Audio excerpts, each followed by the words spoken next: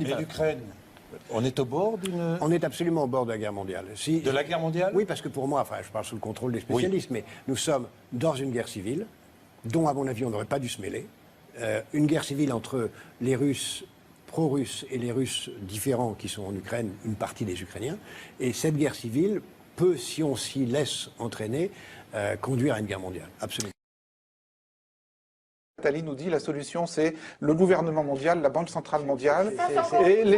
Oui, il termine en disant tout ça est une utopie bien lointaine, mais intellectuellement il est obligé de le mentionner. Je trouve ça régulier de sa part. C'est important d'ailleurs. Donc je pense qu'il faut viser le gouvernement mondial comme une stratégie. Et d'ailleurs quand les gouvernements parlent du G20, c'est une illusion, une sorte de retard avant le gouvernement mondial. On va vers ça. Est-ce qu'on ira à la place de la guerre ou après la guerre? Je ne sais pas. Mais c'est ça qu'il faut viser.